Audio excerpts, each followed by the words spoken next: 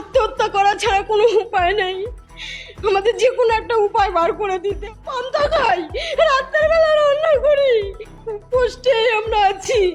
আর এর মধ্যে যদি এই অবস্থায় যদি এরকম হয় তাহলে কি হবে? রাস্তা নেই, না আমাদের বিষ এনে দিক, আমরা বিষ খেয়ে মারা যাব। খাটাল করেছি, ঘর আগে একটা ঘর ছিল, খাটাল সামনেই খাটাল, হ্যাঁ এক ছাদের নিচেই আমরা সবাই ঘর দৌড় করেছি, সব এই ব্যবসায় থেকেই করেছি।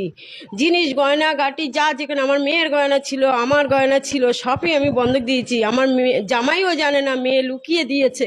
এবার ও তো অশান্তিতে ভোগ করছে, ও বলছে যে মা আমার কি হবে? এবারে আমি জানতে পারলে আমার সংসারটাই তো নষ্ট হয়ে যাবে, আমি কি করব? আমার গয়না কিভাবে তোমরা বন্ধক দিয়েছে, কিভাবে ছাড়িয়ে দেবে? এই করছে, আমার তো সারা রাত ঘুমই হচ্ছে না, 4-5 দিন ঘুমাতে পারছি না। কি করব? আমার মাথাটার মধ্যে কি হচ্ছে আমি বলতে পারছি না। আমার আত্মহত্যা করা ছাড়া কোনো উপায় নেই, আমাদের যে কোনো একটা উপায় বার করে দিতে হবে। এটা 17 বছর ধরে এই কারবার করে আসছি, কোনোবারে এরকম হয়নি, এবারে কেন এরকম হলো? আমার ছেলেকে পড়াশুনো করিয়েছি সব এই ব্যবসায় থেকে, পড়াশুনো করে সে কোনো চাকরি বাকরি পাচ্ছে না, না পেরে তা ওর বাবার সঙ্গে খাটালের ব্যবসাই করছে, কাজ কর্ম করে। ও একটা বিয়ে পাশ ছেলে, ও গোবর ফেলা কাজ করে। কেন করছে? পেটের দায় করছে, কোনো চাকরি নেই, তা কি করবে? তাই করছে। তা আমরা তার অন্য কিছু করি না কো, এই ব্যবসা নিয়েই সব কিছু। আমার একটা জমি জায়গা কিছুই নেই, সব আমরা গতরে খাটি। এতগুলো গরু মোষ, 40টা গরু মোষ আছে। এই 40টা গরু মোষ আমরা 3 জনেই দেখাশুনো করি। দুপুরবেলা রান্না করতে পারি না, দুপুরবেলা পান্তা খাই, রাতের বেলা রান্না করি, কষ্টে আমরা আছি।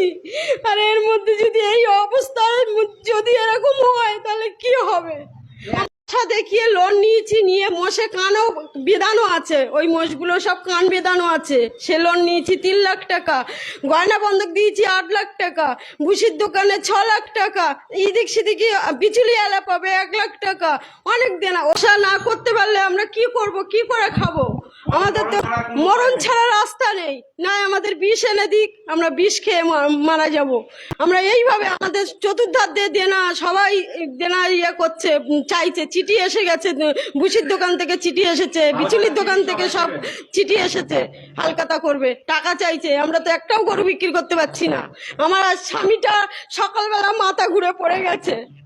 এইসব টেনশন করতে করতে আমাদের খুবই অবস্থা খারাপ যাচ্ছে। একটাবার আমাদের সুযোগ দিই।